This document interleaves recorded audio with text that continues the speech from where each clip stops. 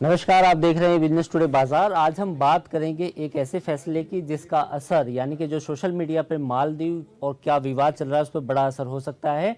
खबर क्या है? खबर ये है कि मालदीव के साथ जो जारी विवाद है उसमें सरकार ने बड़ा फैसला लिया है। बेसिकली फैसला क्या है कि लक्षद्वीप में एक नया एयरपोर्ट बन सकता है। सूत्रों के हवाले से ये खबर है और ये एयरपोर्ट मिनिकॉय द्वीप पर बन सकता है, क्योंकि लक्षद्वीप को अब अल्टरनेटिव टूरिस्ट प्लेस के तौर पर देखा जा रहा है और सरकार की कोशिशें भी हैं कि इस द्वीप को टूरिस्ट प्लेस के तौर पर विकसित किया जाए। दरअसल ये एयरपोर्ट लड़ाकू विमानों के साथ साथ कमर्शियल विमानों के लिए भी तैयार किया जाएगा।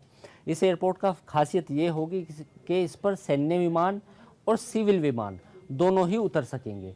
और सरकारी सूत्रों का कहना यह भी है कि इस एयरपोर्ट का इस्तेमाल सैन्य ताकत के लिए किया जाएगा, साथ ही आसपास के हिंद महासागर में निगरानी के लिए भी किया जाएगा।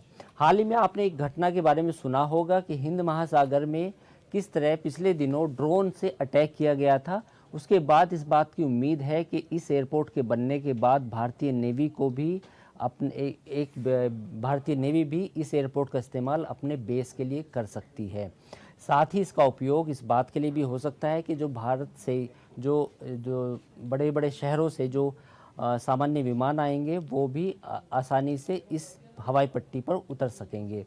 अब बेसिकली खबर क्या है? खबर इसमें ये भी है कि पिछले दिनों जो प्रधानमंत्री नरेंद्र मोदी जिस एयरपोर्ट पर उतरे थे उसका वो जो एयरपोर्ट है वो अगत्ती में है। अब इस एयरपोर्ट की कुछ लिमिटेशंस हैं।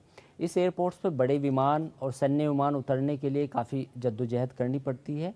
तो इन्हीं बातों को ध्यान में रखते हुए सरकार ने ये फैसला किया है कि लक्षद्वीप में एक दूसरा एयरपोर्ट भी होना चाहिए।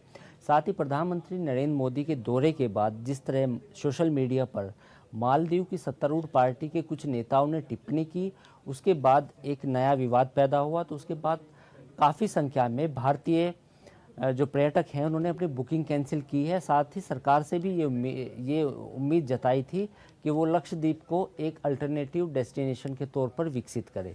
अब सरकार ने भी इस दिशा में कोशिशें शुरू कर दी हैं।